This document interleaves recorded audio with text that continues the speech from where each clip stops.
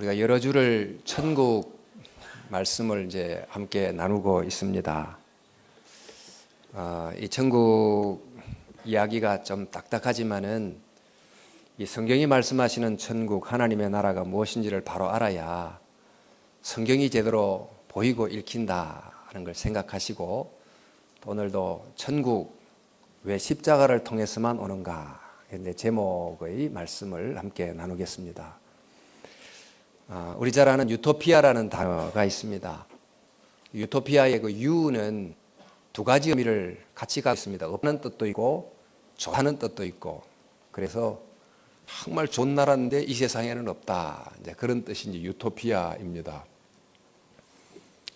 이제 토마스 모어라는 사람이 쓴 책에서 유래된 이 단어는 당시 이제 영국이 산업혁명이 이제 막 일어나고 또 양모 직물업이 굉장히 번창하게 되면서 땅을 가진 이제 귀족들이 농사짓던 그 땅을 다 그 양치는 목장으로 바꾸면서 소작농들을 내쫓고, 그러면서 쫓겨난 이들이 생계의 수단이 없어지고 또 뭐 범죄로 내몰리고 뭐 이렇게 되는 정말 힘들고 어려웠던 그 영국, 그 땅의 현실, 디스토피아의 현실이 됐던 그곳을 보면서 이 사람이 그와 반대되는 정말 좋은 땅, 좋은 나라를 생각하며 썼던 공상의 내용이 이제 그 유토피아란 책이지요. 이제 이상적 사회는 어떻게 뭐 이루어지나 이런 내용을 썼는데, 사실 이 땅에 이루어질 수 없는 비현실적이지만 그 이상적 사회를 글로 쓰므로 그 이상적 나라에 대한 모습이 현실 나라를 되돌아보게 하는 어떤 성찰의 거울 역할을 했기 때문에 굉장히 참 주목받는 책이 됐습니다. 지금도 우리가 사는 이 세상에서 정말 좋은 나라를 꿈꾸며 상상한다는 것은 비록 아직 현실에 이렇게 적용되지 않는다 할지라도 그 완전한 나라에 대한 상상이 이 불완전한 세계를 향한 지침을 주는 이제 그런 좀 좋은 의미를 지닌다고 할 수 있겠습니다. 이제 그런데 이런 그 나름대로의 상상을 현실에 적용하면서 세우는 뭐 상대적이지만 꽤 좋은 곳, 이걸 우리 유토피아 앞에 그 유가 아니다는 뜻도 있고 이유로 하면 좋다는 뜻도 있는데, 그것을 에유토피아 이렇게도 말합니다. 좋은 땅, 이런 좋은 나라, 이제 그런 뜻인데, 바로 이 세상의 어떤 정치 제도를 바꾸고 경제 제도를 더 좋게 만들고 이러므로 바로 그런 좋은 세상을 만들어 보자, 이제 그런 노력이 이 세상에 있지 않습니까? 그런데 어떤 정치, 또 어떤 경제가 돼야 되는가, 이것을 놓고 긴 역사에 또 사상적 논쟁도 있어 왔습니다만은, 시장 경제라야 되는지, 또 어느 정도 통제가 필요한지, 또 정말 자본주의라야 되는지, 사회주의라야 되는지, 이런 여러 이제 논쟁이 의미 있는 또 논쟁이 되면서 좋은 사회를 꿈꾸는 그 과정 속에 있었습니다. 그래서 이런 이 땅에서의 환경의 개선, 또 제도의 개선의 노력이 중요합니다만은, 이 제도가 가진 그 상대적 한계를 또 인정하고 또 보완하고 그렇게 하되, 예수님이 말씀하신 그 천국이란 기준을 중심으로 이 세상이 말하는 그런 많은 제도들을 좀 가늠해보는, 또 판단해보는 이제 그런 노력이 필요하지 않겠나 생각이 됩니다. 그때나 지금이나 늘 이런 좋은 세상에 대한 갈망이 사람들 속에 있지만, 예수님 당시는 굉장히 강력했습니다. 그 로마 현재 지하에 있을 뿐 아니라 그 이전도 오랫동안 이제 타국의 지배 아래 있었던 그 유대인들에게는 이런 더 나은 나라, 독립된 나라에 대한 갈망이 굉장히 강력했는데, 이제 그런 사회 속에 세례 요한이란 한 인물이 혜성처럼 등장해서 이렇게 외칩니다. 회개하라, 천국이 가까웠다. 그러니까 천국을 외치자 이 굉장히 그들 가슴 속에 이제 묻혀졌던 그 단어에 대해서 긍정적으로 응답하는 사람들이 많이 일어난 것입니다. 세례 요한이 물세례를 받으라, 이 말은 하나님께서 이 주실 천국이 가까웠는데, 그 천국에 들어갈 준비를 하는, 천국에 들어갈 자격을 갖는 사람이 되라, 이렇게 이제 요청을 한 것이지요. 이제 세례요한이 전파했던 그 천국은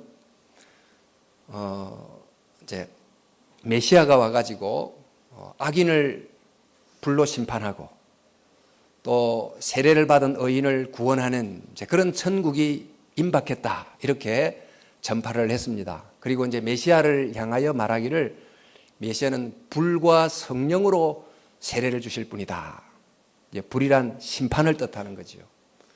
성령은 사람의 마음을 바꾸는, 믿게 하는 이제 그 역할을 통해서 이 땅에 천국을 가져오시는 분이다, 이렇게 이제 외쳤는데, 바로 그런 그 메시아라고 기대했던 예수님께서 당장 그 강력한 능력으로 정말 불을 내려서 악인을 심판하고 이렇게 하셔야 되는데, 예수님께서 그 심판을 유예하시는 듯한, 오히려 죄인들과 함께 식사도 하시고 이런 모습을 보고 세례요한 속에 회의가 생겼어요. 요한이 이렇게 질문합니다. 오실 그분이 당신입니까? 하고 이렇게 회의를 표하기도 하지요. 우리도 이제 이 세례요한이 생각하는 방식으로 천국을 생각하는 경향이 있는 것 같아요. 이 세상에 뭐 비교적 평범한 사람들이 다수이지만 그 중에 특별히 저 사람은 악하다 생각하는, 또 어떤 중요한 직책에 있는 그런 사람을 볼 때마다 저 사람을 없애면 천국이 올 텐데 왜 저 사람이 아직도 있나?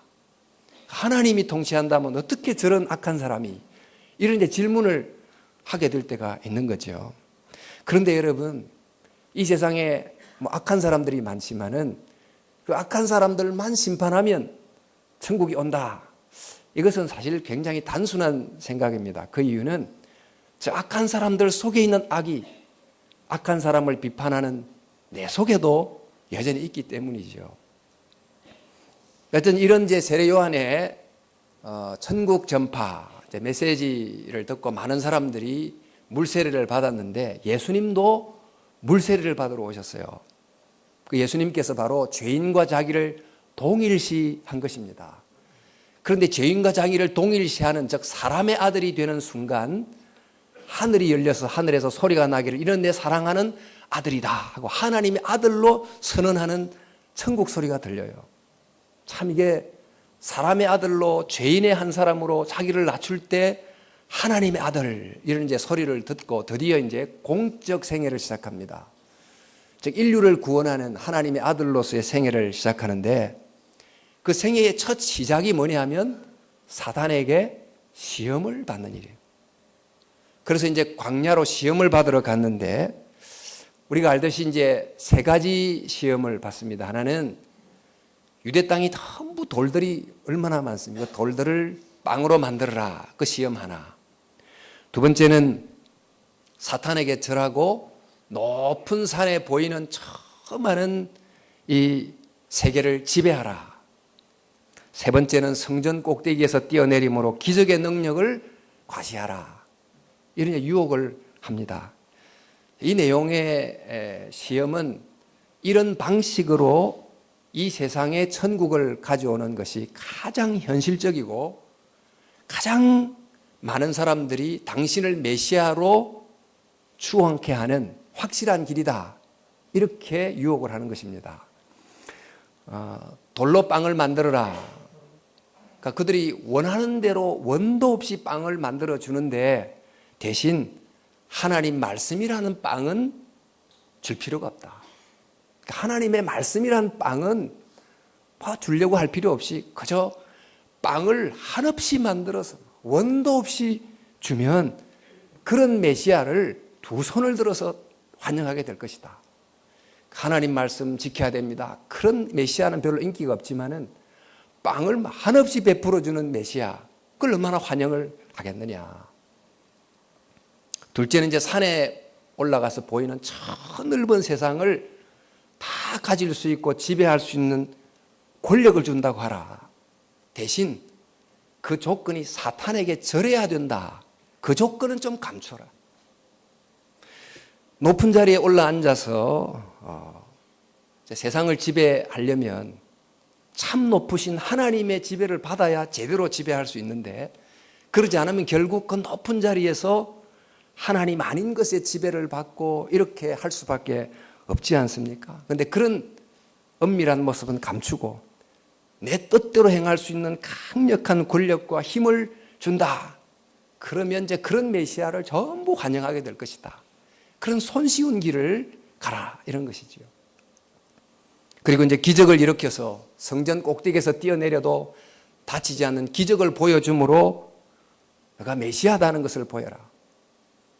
병을 낫게 하고 초자연적 기적을 일으키는 그런 일을 통해서 자신이 누군가라는 존재를 드러내는데, 다만 백성을 위해서 희생하고 헌신하고 섬기고 그런 모습은 빼고, 저 기적이라는 정말 기가 막힌 일을 통해 사람을 흥분시키고 열광케 하는 그런 메시아의 길을 가면 수많은 사람들이 금방 당신을 따를 것이다. 이렇게 이제 사단이 예수님을 유혹한 것입니다. 이 사단의 말을 따랐다면 얼마나 많은 사람들이 예수님을 따르게 됐을까요? 그리고 예수님은 십자가를 지지 않았을 것입니다. 하지만은 예수님은 그 모든 사단의 유혹을 뿌리치고 그 고통의 길, 고독의 길, 슬픔의 길, 십자가의 길을 가기로 선택을 합니다. 그런데 이제 사단이 그렇다고 놓아주질 않아요. 끈질기게 예수님을 붙드는데, 그 중에 주는 그리스도시요 하나님의 아들입니다 이렇게 고백했던 베드로, 그 베드로를 향해서 예수님이 이제 내가 십자가를 진다 그렇게 말씀하자 베드로가 주여 절대 그러면 안 됩니다. 십자가를 질 수 없습니다. 이렇게 이제 항변을 하죠. 그때 예수님이 뭐라고 그럽니까? 사탄아 내 뒤로 물러가라. 그러니까 베드로가 사탄이란 말이 아니고 이 사단이 그 사랑하는 제자 베드로를 통해서까지 예수님의 십자가 지심을 그렇게 막으려 했다는 거예요. 왜 사단이 예수님의 십자가 지심을 막으려 했을까요? 고생의 길을 가지 말라고 예수님을 위하기 때문입니까? 이 사단이 일찍 에덴 동산에서 아담을 유혹해서 에덴 동산을 벗어난 삶을 살도록 했습니다. 그리고 그곳에서 선악과를 먹는 길이 자유의 길이다. 하나님을 떠난 곳에 자유가 있다. 행복이 있다. 이렇게 이제 가르쳤는데, 계속해서 사람들이 그 큰 거짓말 속에 붙잡혀 있기를 원한 것입니다. 에덴 동산 바깥에 있는 곳에 참 천국이 있다고 생각하고 그 유사 천국을 천국처럼, 가짜 구원을 구원처럼 붙들고 살게 만들려고 했던 것입니다. 그러니까 예수님께서 이것을 아시고, 이것이 겉으로는 정말 천국 비슷하지만은 이 속에는 진짜 구원이 없음을 아시고 십자가의 길을 가기로 끝끝내 결정하신 것입니다. 결국 사탄이 다 좋은 걸 주지요. 빵도 주고 권력도 주고 명예도 주고 다 주지만은 한 가지는 해결하지 않게 합니다. 죄의 문제는 넘어갑니다. 그러니까 하나님과의 그릇된 관계, 그건 덮어두고, 또 인간과의 왜곡된 관계, 그건 덮어두고 모든 좋은 것을 주는 것입니다. 그러나 이것은 진정한 천국이 될 수 없음을 아시고 예수님께서 바로 우리를 묶고 있는 그 잘못된 관계로부터 해방시키는, 그 해방을 주시는 십자가의 길을 기어코 가게 되신 것입니다. 그래서 이런 이제 광야의 시험을 이기신 다음에 그때 주님께서 이렇게 외치세요. 이때부터 예수께서 비로소 전파하여 이르시되 회개하라 천국이 가까웠느니라. 이때부터, 그러니까 사단의 유혹을 이긴 다음부터 비로소 회개하라 천국이 가까웠다. 그러니까 예수님이 말씀한 참 천국을 우리에게 보여주시려고 했습니다. 그래서 그 천국이 이 땅에 임하게 하기 위해서 주님께서 그때부터 계속 사역의 길을 갔는데, 그 사역의 길의 최종 도달점이 바로 십자가입니다. 그 십자가를 지는 지점을 향해서 한 걸음 한 걸음 걸어가시다가 오늘 이 본문에 드디어 6월절 예루살렘에 이르게 됐습니다. 6월절이 어떤 날입니까? 5월, 6월, 7월 이게 아니고 넘어가는 패스오버, 어린 양의 피를 바른 그 집을 죽음의 신이 넘어간, 즉 모세를 통해서 출애굽 해방을 기념하는 날, 이게 6월절 아닙니까? 이 6월절에 순례객들, 디아스포라 순례객들이 예루살렘으로 막 모여들었는데, 이들이 가지고 있었던 그 당시의 간절한 열망은 일찍이 애굽에서 그들이 해방됐던 것처럼 지금의 애굽에 해당되는 로마로부터 우리를 해방시켜 주실 그 모세가 등장하기를 간절히 기다리고 있었던 거지요. 이제 그 열망에 뭔가 불을 붙였다면 폭발하기 직전인 그런 상태가 이제 6월절입니다. 이 무리들 중에 예수님이 바로 그분일지 몰라, 이런 어떤 생각이 퍼져 있었던 터에 예수님께서 조금이라도 내가 바로 그다, 이런 사인을 보내면 드디어 무리들이 폭발적으로 반응하게 돼 있었습니다. 그래서 평소 예수님께서 굉장히 조심하셨고, 또 6월절 예수님께서 3번 6월절 예루살렘으로 가신 것 같은데, 복음서를 보면 다 무리 속에 조용히 끼어서 6월절 가셨어요. 그리고 6월절에는 원래 도보로 가게 돼 있는데, 그날 예수님께서 의도적으로 나귀를 준비케 하시고 나귀를 타고 들어가셨어요. 많은 거리를 도보로 오셨다가 예루살렘 들어가는 길을 얼마 남겨놓고 나귀를 타고 들어가게 되자 드디어 무리들이 아니나 다를까 예수님에 대한 엄청난 반응을 보이게 됐어요. 나귀를 탔다는 뜻이 왕으로 온다, 이런 데 시그널이니까 그걸 보고 반응을 하는 거죠. 어떻게 반응하는가? 21장 8절 보니까 무리의 대다수는 그의 겉옷을 길에 펴고 다른 이들은 나뭇가지를 베어 길에 펴고, 대다수의 무리들이 겉옷을 폈습니다. 무슨 의미입니까? 왕이 가는 길에 카페트를 쭉 깔아주는 그런 의미지요. 또 나뭇가지를 베어 길에 깔았다. 이 나뭇가지가 어떤 나무일까요? 종려나무 가지입니다. 이 종려나무는 그 이전의 이스라엘 역사 속에 마카비 형제라고 헬라 제국의 악독한 왕의 핍박을 받았을 때 그들이 심지어 그 성전에 돼지 피를 막 뿌리기도 한 이런 모욕적인 일을 했을 때 마카비 형제가 일어나 가지고 그들을 쳐부수는, 그래서 하스몬 왕조라는 왕조를 이루게 됐는데, 그때 흔들었던 나뭇가지가 종려나무 가지예요. 바로 그런 의미를 담고 있는 종려나무 가지를 길에 깔았어요. 그러니까 지금 이 예수님을 향해서 가졌던 무리들의 기대가 뭔지 우리가 이제 알 수 있습니다. 게다가 드디어 이제 이들이 말합니다. 호산나 다윗의 자손이여 찬송하리로다, 주의 이름으로 오시는 이여. 호산나 불렀는데, 호산나가 무슨 뜻입니까? 우리 2부 찬양대가 호산나인데 호산나 이름이 무슨 뜻입니까? 주여 우리를 구원하소서, 그런 뜻이거든요. 그러니까 다윗의 자손, 즉 옛날 그 위엄의 왕 다윗의 모습으로 이 땅에 오셔서 우리의 그 영광스러운 나라를 회복시켜주는 다윗이 오소서, 우리를 구원해 주소서. 그러니까 예수님께서 정말 또 한 명의 다윗으로, 그리고 출애굽의 해방을 주는 또 한 명의 모세로 오기를 기대하는 기대를 담아서 예수님을 향해서 호산나 하고 외친 것입니다.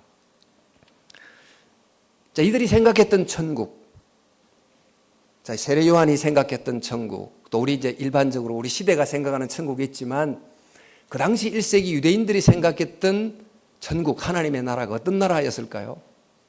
자, 이 메시아를 통해서 로마를 이기고, 그 다음에 유대가 로마와 같은 강력한 힘을 가진 자리에 올라서서 유대가 또 하나의 로마처럼 세상을 다스리는 그 나라가 바로 그들이 생각한 천국입니다.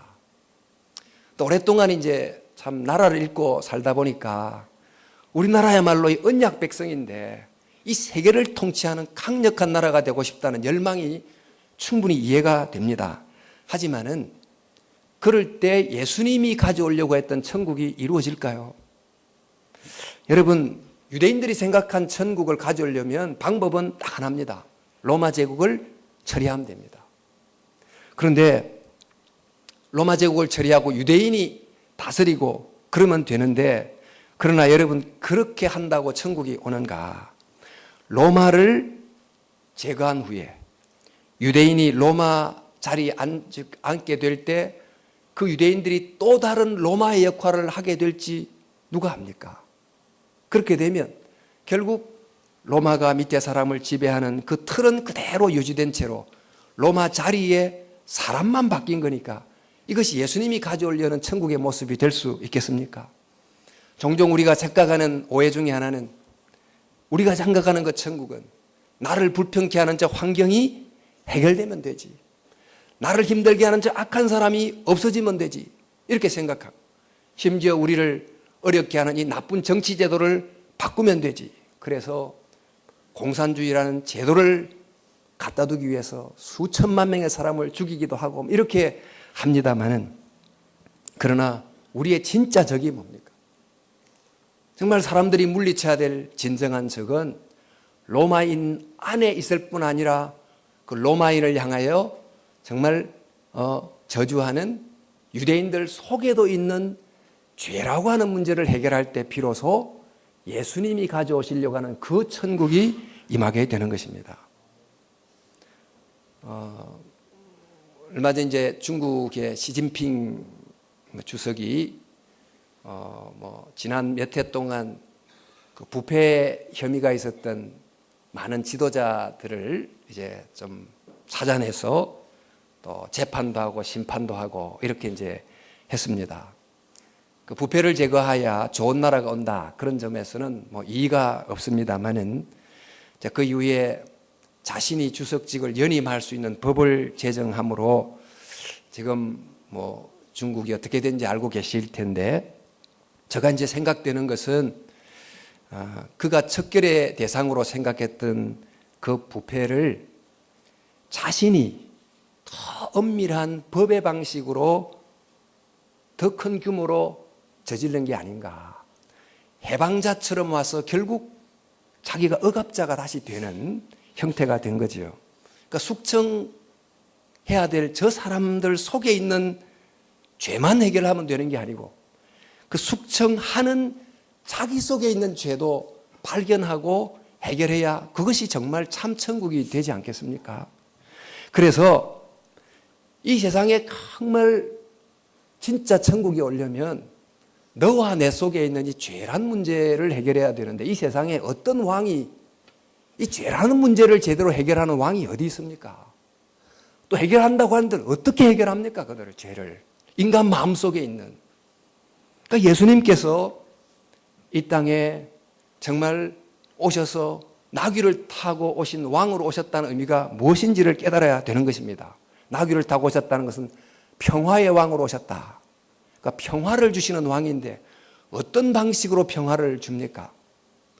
그 방식은 악인을 심판해서 멸하는 방식이 아니고, 그 죄인인 우리들이 받아야 될 심판을 자기가 받음으로 평화를 가져오는 그런 왕으로 이 땅에 예수님께서 오시는 것입니다. 그래서 예수님께서는 애굽의 압제, 그 지금의 로마의 압제로부터 해방시키는 모세의 길을 넘어서서 모든 사람이 지금 그 아래에 있는 영적인 큰 애굽이란 죄로부터 해방시키는 진정한 모세로서, 진정한 구원자로서, 참된 영적 출애굽을 주는 해방자로서 주님께서 우리에게 오시는 것입니다.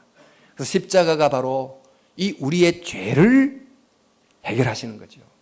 그런데 우리가 죄를 해결한다, 죄를 용서한다 그랬을 때, 죄, 내가 어릴 때 지었던 크고 작은 거짓말했던 죄, 이런 죄를 주로 생각하지만은 사실 주님이 생각했던 그 죄는 훨씬 더 본질적이고 깊습니다.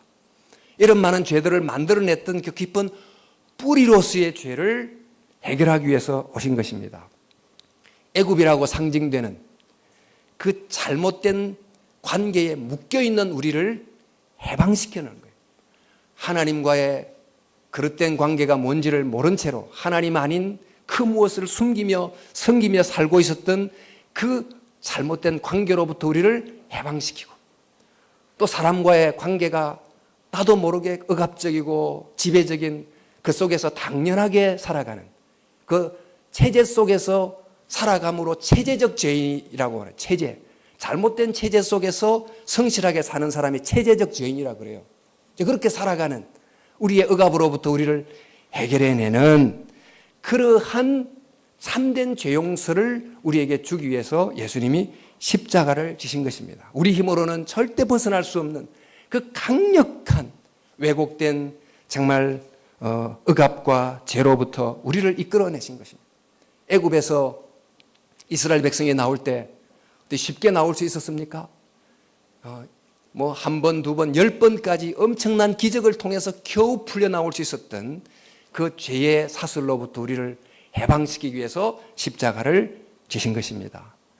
자, 이렇게 예수님께서 예루살렘에 들어오신 다음에 그다음에 성전으로 들어가세요.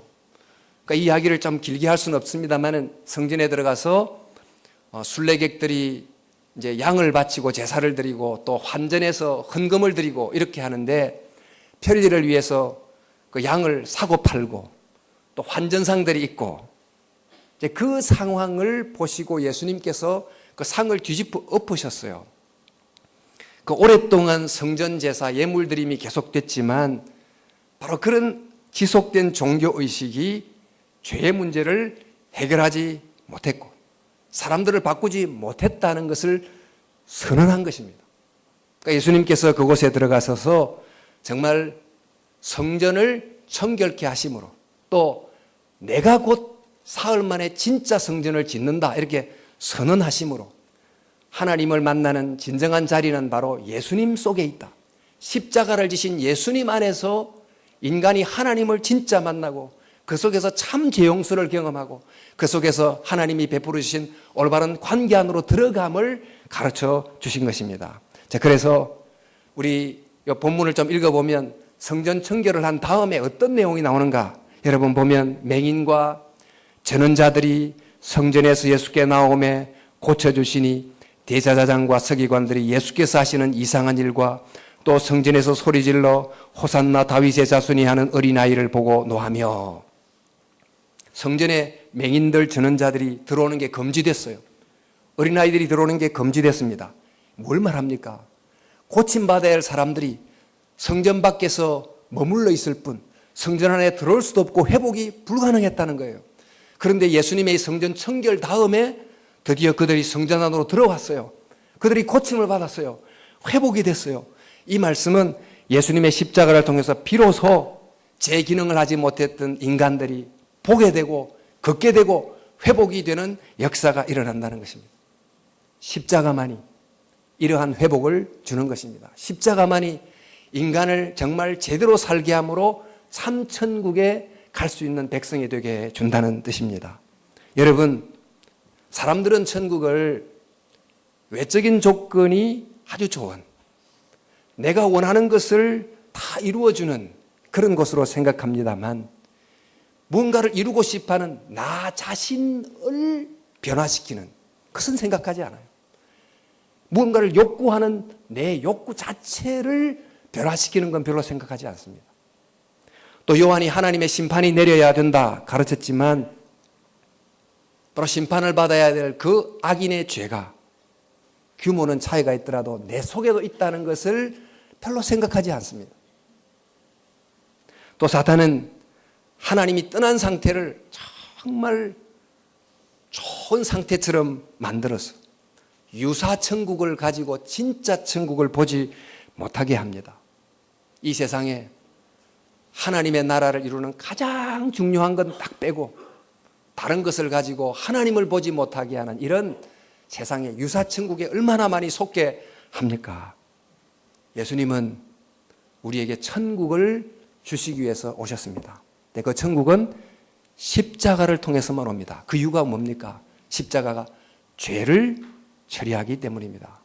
죄가 뭡니까? 하나님 에덴 동산과 새 예루살렘에서 보았던 바로 그 올바른 세 가지 관계를 떠나 있음이 죄예요. 하나님을 주로 고백하는 선악과 성전, 그 하나님의 다스림에 순종하는 모습, 사람과의 회복된 올바른 모습, 세상에 대한 청지기적 자세, 이런 올바른 관계를 떠나 있음이 죄인데 이 문제를 해결하지 않고 주는 천국은 예수님이 주려는 천국이 결코 아닌 것입니다. 그래서 주님께서는 바로 십자가를 통해서 이런 잘못된 관계로부터 우리를 풀어내시고 참된 관계 안으로 들어가게 함으로 이 땅에 있는 동안 부분적이지만 그 천국을 맛보며 살게 하다가 천국을 끝까지 소망하며 가게 해주시는 것입니다. 우리 골로새서 1장 13절 14절 말씀해 보니까 그가 우리를 흑암의 권세에서 건져내사 그의 사랑의 아들의 나라로 옮기셨으니 그 아들 안에서 우리가 속량 곧 죄사함을 얻었도다. 여러분, 여기서 죄사함을 얻었다. 십자가를 통한 죄사함, 그 죄사함의 핵심적인 내용이 뭔가를 이 구절이 정확하게 말해줍니다. 우리는 죄사함 이 구절을 읽으면 내가 지었던 죄의 행위들을 용서받았다 이렇게 생각하지만 더 근본적으로 이 앞부분을 좀 보세요. 뭐라고 했는지. 우리를 흑암의 권세에서 건져내사. 이게 십자가가 한 일입니다. 흑암의 권세가 뭡니까? 사단의 통치예요. 잘못된 관계로 우리를 얽어매는 이 영적인 애굽이에요. 그것으로부터 우리를 건져내사 그 다음에 그의 사랑의 아들의 나라로 옮기셨으니 그의 사랑의 아들의 나라가 뭐죠? 그 앞부분 구절에 그의 사랑의 아들의 나라가 사랑의 아들의 다스림의 나라예요. 즉 회개라고 하는 것은 우리로 하여금 영적인 애굽으로부터 건져내서 하나님의 자비로운 다스림 안으로 들어가게 하는 것입니다. 저와 여러분들이 이 세상을 살면서 여러 형태의 천국 비슷한 이야기를 들으나 예수님께서 증거하신 또 성경에 말씀하신 에덴 동산과 새 예루살렘 성에 보인 바로 그 천국의 핵심 요소가 뭔지를 잘 깨닫고 하나님을 순종하고 그분의 다스림에 복종하고 또 사람을 정말 돕는 배필로 사랑하고 하나님의 형상으로 인정하고 세상에서 청지기적 자세로 살아가는 이런 바른 관계 안에 들어가면 비로소 진짜 천국이 이런 것이구나 이렇게 부분적으로 깨닫습니다. 누립니다. 그러다가 하나님이 완성하실 그 영원한 나라에 들어가게 되는 것입니다. 저와 여러분이 예수님이 주시는 그 천국을 바로 붙잡고 지금 이곳에서 주의 뜻대로 살다가 정말 하나님의 나라에 다 들어가는 영광스러운 은혜 있기를 주의 이름으로 축원합니다. 기도하겠습니다.